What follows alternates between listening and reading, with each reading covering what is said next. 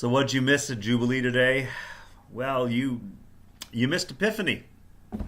January 6th, the Feast of the Epiphany, the part of our Christmas story where the Magi make it to the manger. They bring their gold, frankincense, and myrrh. We heard the story. And we sang We Three Kings because it's January 6th. And there were a lot of us. I mean, there were so many today that we actually almost ran out of bread at communion. Almost.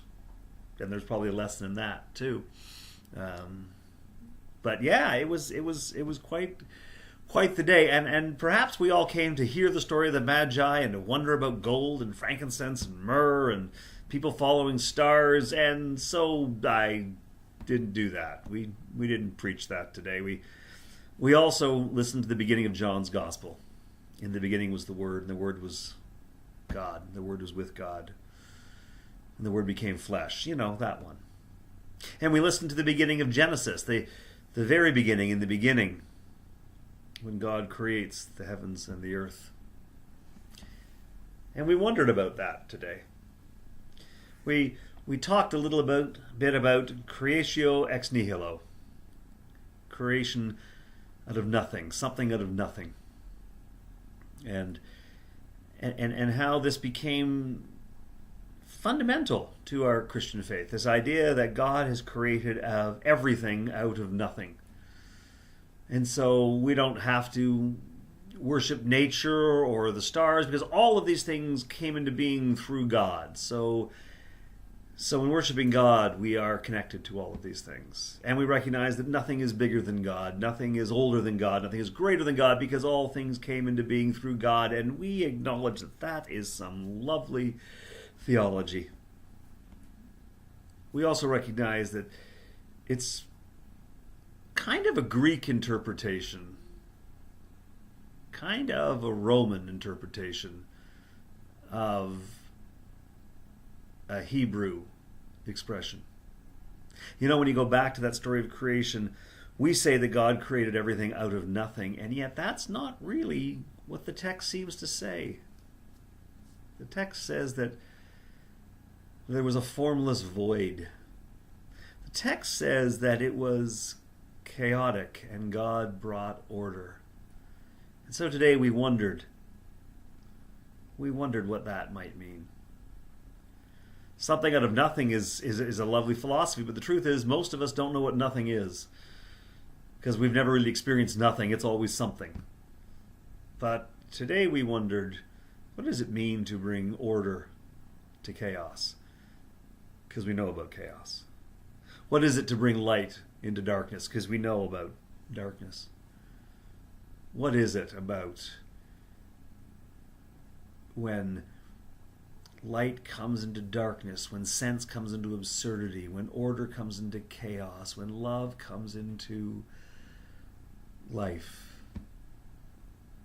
So we reconsidered the creation story, and we wondered how that applied to Jesus, the Word becoming flesh and dwelling among us. And rather than a point of theology or a point of history, I suggested that perhaps what we're hearing is about the first cognitive experience of God. The first time that a human being wonders about and experiences God's presence. How would we describe that? Like light into darkness. Like order into chaos. And in 2019, I tell you, we got a lot more chaos than we have nothing. So the idea that God is creating in the chaos is hopeful. As long as there is chaos, creation continues. Instead of an event that happened long ago before time began and is now complete, we're talking about an ongoing process. As long as there is chaos, there is creation. And as long as there's creation, there is hope. That's what we talked about today. We talked about hope. And we talked about the ways that the story of Jesus and the teaching of Jesus help us find order in our chaos. When we can't figure out what it is that we stand for, or how we're supposed to love, or how we're supposed to engage with the world, we come back to simple things like love the Lord God with all your heart and your mind Love your neighbor as yourself. And when we really consider these things, we begin to find order in our chaos.